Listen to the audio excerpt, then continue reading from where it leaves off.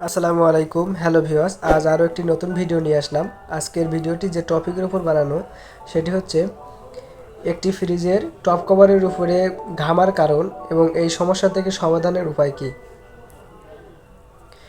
তো অনেক সময় দেখা যায় যে ফ্রিজের টপ কভারের উপরে ঘাম তৈরি হয় অটোমেটিকলি। এই সমস্যাটির কথা প্রায় শোনা যায় যখন গ্রাহক নতুন ফ্রিজ শোরুম থেকে কেনে, তখন কোনো টেকনিশিয়ান বা শোরুমে এই অভিযোগটি প্রায় করে থাকে।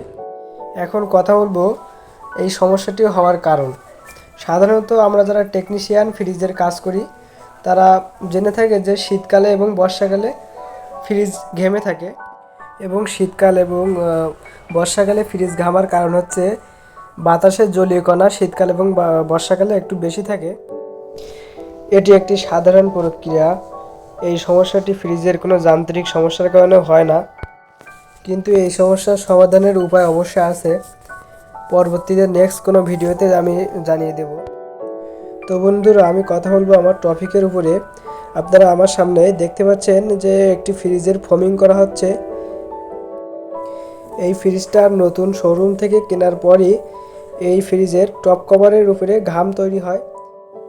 এই ফ্রিজটা মিনিস্টার ব্র্যান্ডের একটি ফ্রস্ট ফ্রিজ। এই ফ্রিজটার উপরে ডিপ এবং তলায় নর্মাল। ঘামার কারণ যেটি আমরা আইডেন্টিফাই করতে পেরেছি সেটি হলো এই ফ্রিজের নির্মাতা কোম্পানি যখন ফ্রিজটি তৈরি করেছে তখন ফিটিংজনিত কিছু ত্রুটি করে ফেলেছে।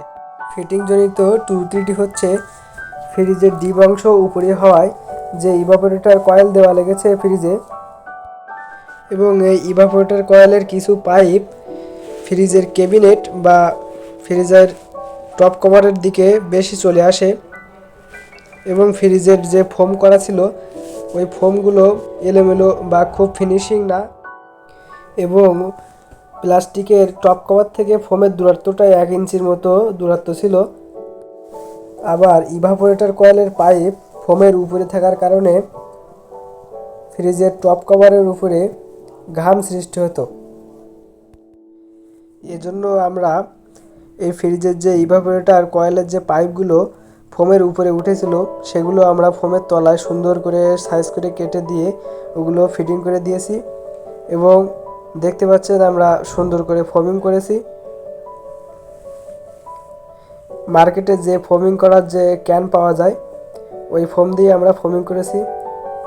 আগে ফোমগুলো এই শিটের উপরে ফেলে নিয়ে তারপরে সুন্দর করে ফিনিশিং করে দিয়ে তারপরে আমরা ব্যাক কভার খাটিয়ে দেব বা টপ কভার।